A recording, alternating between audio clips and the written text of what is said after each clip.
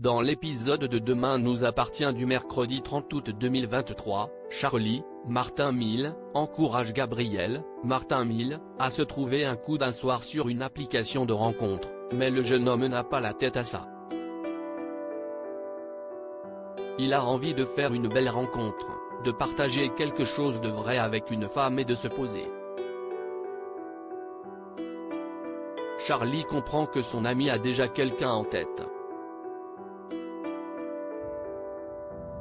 Dans le même temps, Lisa, Naïma Rodrigue, apprend par Aaron que la ratatouille offerte par Simon, Sofiane Francine, à Soraya, Kenza Saïbli Couton, était surgelée.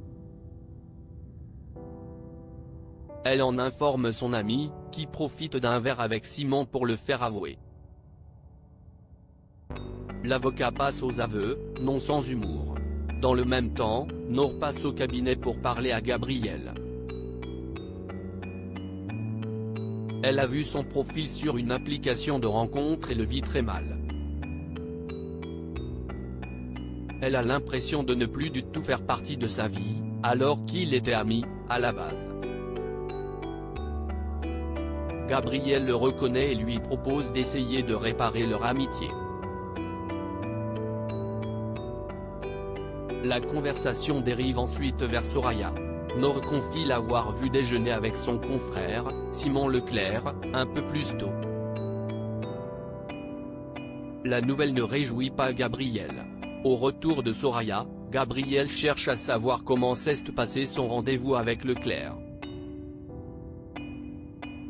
La jeune femme répond que Simon est un peu trop imbu de lui-même, mais il a plus d'humour qu'elle le croyait. Blessé, Gabriel ne peut plus se retenir et avoue ses sentiments à Soraya. Il lui demande si elle ressent la même chose que lui, mais Soraya lui ment. Elle prétend qu'il se fait des films et prend la fuite. Étienne est toujours dans le coma et Manon disparaît. Gilles, Laurent Gamelon, est préoccupé. Il a encouragé Judith, Alice Varela, à partir 3 mois aux États-Unis et ses neveux d'avoir déclenché une dispute entre elle et ses parents.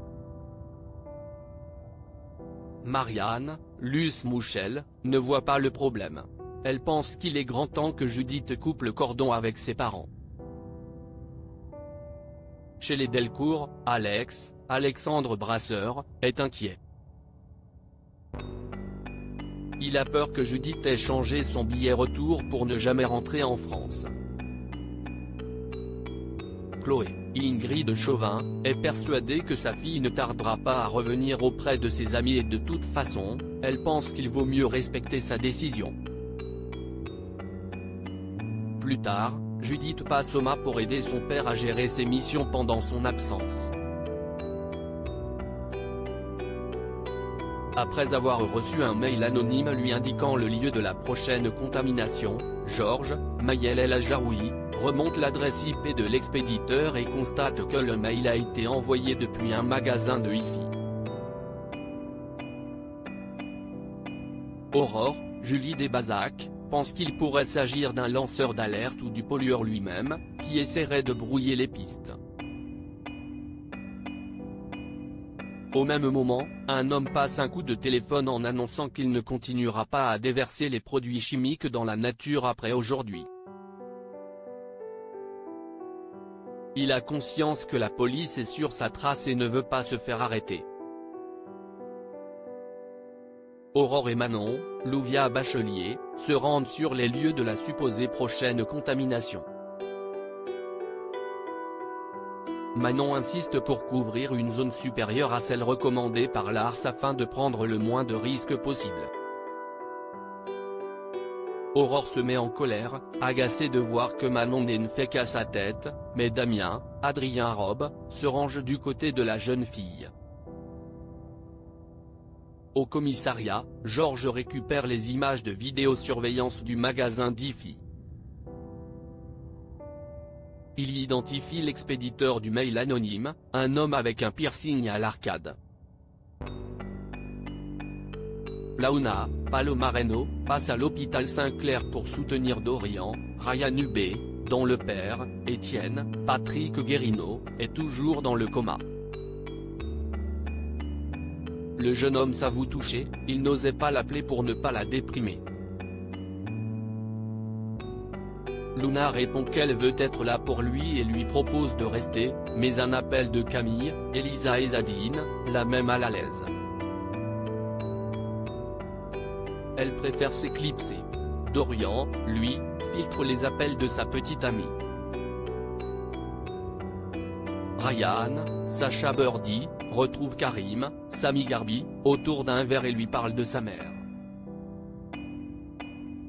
Romy, Dounia Coézin, ne va pas très bien depuis que Brunet, Farouk Bermouga, a été mis en cause dans la mort de Florence Messas. Ryan pense que celle-ci avait vraiment des sentiments pour lui. Karim pense que sa belle-sœur est bien mieux sans Brunet. Ce n'était vraiment pas un homme pour elle. Sur le lieu indiqué par le mail anonyme, Manon et Nordine, Youssef Agal, surprennent un homme en train de déverser des produits chimiques dans le sol et le prennent en chasse. Une heure plus tard, Nordine passe un appel paniqué à Aurore. Manon a disparu.